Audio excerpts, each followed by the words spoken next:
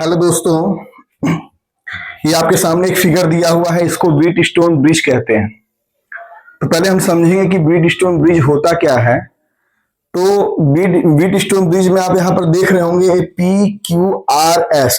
यहाँ जो PQRS है ये 4 रेजिस्टेंस हैं जो मिल करके एक क्लोज्ड लूप का निर्माण किए हैं, क्लोज्ड ब्रिज का निर्माण किए हैं। तो इस ब्रिज को हम लोग क्या बोल देंगे? व्हीट स्टोन ब्रिज बोल देंगे।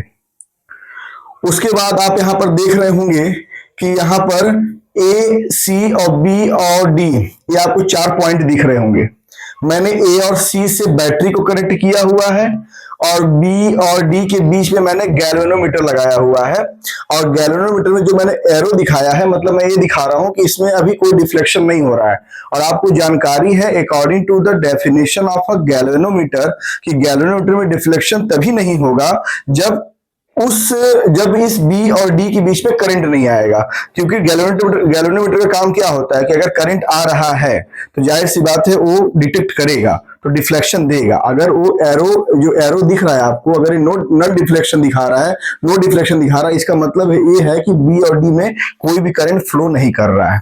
ठीक है, तो अगर ऐसा हो रहा है तो इस कंडीशन को हम लोग क्या कहते हैं? बैलेंस स्टेट कंडीशन कहते हैं ऑफ व्हीट स्टोन ब्रिज। और इस कंडीशन में होता क्या है कि P और Q का रेशियो और R और S का रेशियो आपस में इक्वल हो जाते हैं। और कोई अगर आपसे पूछता है कि व्हीट स्टोन जो ब्रिज होता है वो किस प्रिंसिपल पे काम करता है, तो आप एक ही बात कहिएगा कि जो व्हीट स्टोन ब्रिज है वो जो प्रिंसिपल पे काम करता है उस प्रिंसिपल का नाम है नल डिफ्लेक्शन पे काम करता है।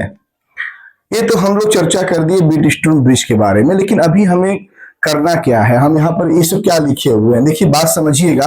पेपर में मैक्सिमम ये चांसेस होते हैं, मैक्सिमम पॉसिबिलिटी होती है, यह क्वेश्चन पूछा जा सकता है कि यूजिंग अ किरचॉफ्स लॉ, मतलब आप किरचॉफ्स लॉ का यूज करके आप व्हीट स्टोन ब्रिज का जो बैलेंस कंडीशन है उसको आप प्राप्त करिए। मतलब you have to get the balanced condition of a Wheatstone bridge using a Kirchhoff's law. That is the question. It may be possible that it will be asked in the examination of a class 12 board exam, you know। तो मैं आगे इसको थोड़ा समझाता हूं आपको। आप यहां पर देख रहे होंगे कि बैटरी से करंट निकल रहा है। ये जो करंट है आई निकल रहा है।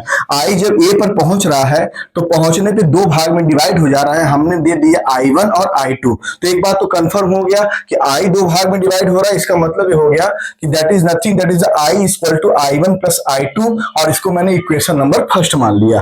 अब मैटर आ रहा है कि भाई यहाँ पर देखिए हमको 2 लूप मिला हुआ है। पहले लूप का नाम है A B D A, जो हम इसको हमने फर्स्ट लिखा है A B D A, ठीक है। और सेकेंड लूप हमको जो मिला हुआ है उसका नाम है B C D B। इसका जो सेकेंड लूप है उसका नाम क्या है? B C D B। तो पहले लूप में हम लोग किरचॉफ लॉ लगाएंगे, फिर सेकेंड लूप में हम लोग किरचॉफ लॉ लगाएंगे। तो अगर मैं पहले लूप में अगर मैं किरचॉफ लॉ लगाता हूं तो मैंने क्या किया है कि जैसे एक ये जो मैंने एरो बनाया है, वो मैंने एरो कैसे बनाया? पहले लूप में एंटी क्लॉकवाइज आप अपने से एरो लगा सकते हैं। आप मान लीजिए क्लॉकवाइज कर लीजिए चाहे एंटी क्लॉकवाइज कर लीजिए। आप एक सिंबल अपना जो है अपना एक तय रखिए कि हाँ हमको ये करना है। तो मैंने क्या कर दिया? एंटी क्लॉकवाइज कर दिया पहले लूप में। सेकंड वाले लूप में भी मैंने क्या कर दिया? एंटी क्लॉकवाइज कर दिया। अब मैं क्या करूंगा कि जो मेरे इस एंटी क्लॉकवाइज के डायरेक्शन में चीजों को जब मैं लूंगा तो पॉजिटिव लूंगा, और जब उसके अगेंस्ट में लूंगा तो मैं उसको निगेटिव लूंगा। आप किरचॉफ लॉ में पढ़े होंगे। तो करना क्या है कि जैसे देखिए यहाँ पर आपको पता होगा कि किरचॉफ लॉ में सिग्मा जो पहला लॉ होता है वो होता है सिग्मा I इक्वल टू 0 होता है, और जो सेकंड लॉ होता है वो होता है sigma del V equal to 0 होता है। तो इसमें जो हमारा मेन खेल है वो sigma del V equal to 0 को हम लोग पकड़ेंगे। तो आपको V के बराबर ये भी पता होता है कि V इक्वल टू क्या होता है? हमारा I और R होता है। और आपको यहाँ ये भी पता है कि जो P और Q और R और S है ये अपने आप में क्या हो गए? रेजिस्टेंस हो गए, ठीक है।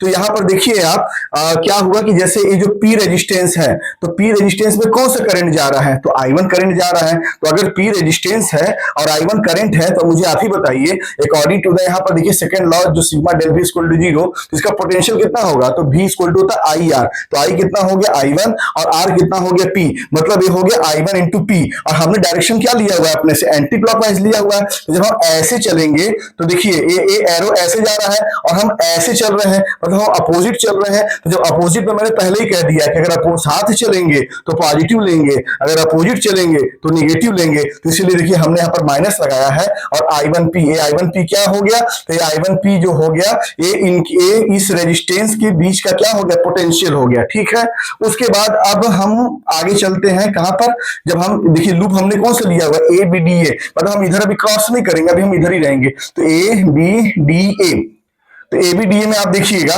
कि जब हम फिर अब ऐसे आएंगे, तो ऐसे आने के बाद जब फिर हम ऐसे जब चलने लगेंगे इस वाले रेजिस्टेंस के पास में, तो जाहिर सी बात है जब हम इस रेजिस्टेंस के पास में चलेंगे तो हम कैसे जा रहे हैं, हम ऐसे जा रहे हैं, तो हम ऐसे जा रहे हैं, तो करंट भी हमारा कैसे जा रहा है, ऐसे ही जा रहा है। मतलब हमने जो ये डायरेक्शन बनाया हुआ है एंटी क्लॉकवाइज का, उसके साथ ही चला। तो साथ में मैंने पहले ही बोल दिया कि हमको क्या लेना है, पॉजिटिव लेना, नेगेटिव नहीं लेना। तो हमने देखिए पॉजिटिव लिया हुआ है, और किसके लिए लिया हुआ है, यहाँ पर देखिए रेजिस्टेंस R है और I2 है, तो पोटेंशियल कितना होगा V इक्वल टू IR, मतलब IT इंटू R। और मैंने इसको क्या लिया है, पॉजिटिव लिया। क्यों लिया है, क्योंकि जो मैंने लूप में जो डायरेक्शन बनाया एंटी क्लॉकवाइज, ये करंट का डायरेक्शन भी क्या हो रहा है, उसी दिशा में जा रहा है।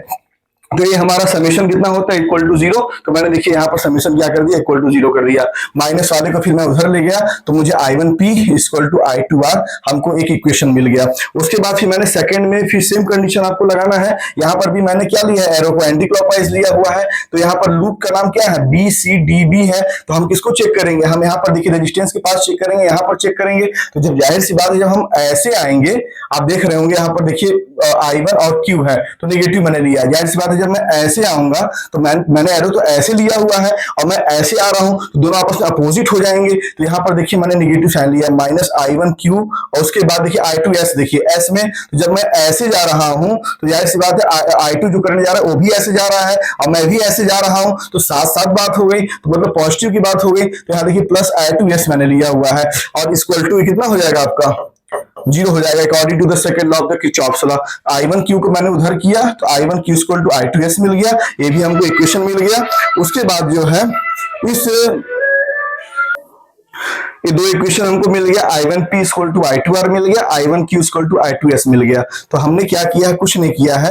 हमने इस वाले इक्वेशन को, मान लो अगर इसका नाम हम दे दें A दे दें, और इस वाले इक्वेशन का अगर हम B दे दें, तो हमने यहाँ पर जो किया है वो क्या किया है, A में B से हमने भाग दे दिया, डिवाइड कर दिया है। तो I1P और डिवाइडेड बाय I1Q, और उसके बाद यहाँ पर आप देख रहे होंगे I2R डिवाइडेड बाय I2S। तो I1 क्या हो गया हमारा, कैंसिल आउट हो गया, I2 हमारा कैंसिल आउट हो गया है। तो P upon Q equal to R upon S मिल गया है। तो इसी को हम लोग क्या बोलेंगे, balance state of a Wheatstone bridge कहेंगे। देखिए हमारा कहने का बस एक मतलब ये है कि जिन चीजों को मैं करा रहा हूं अभी मैं एग्जाम के पॉइंट ऑफ व्यू से करवा रहा हूं, और जैसे मैं समझा रहा हूं, जो मेरा अपना अनुभव है मैं आपके साथ साझा कर रहा हूं। अगर आप उन चीजों को करेंगे तो आप एकदम निश्चिंत रहिए। आपको नहीं सोचना है, सोचना हमको है। हम जो कर रहे हैं बस आप उस चीज को फॉलो करिए, आप बहुत अच्छा कर जाएंगे। ठीक है।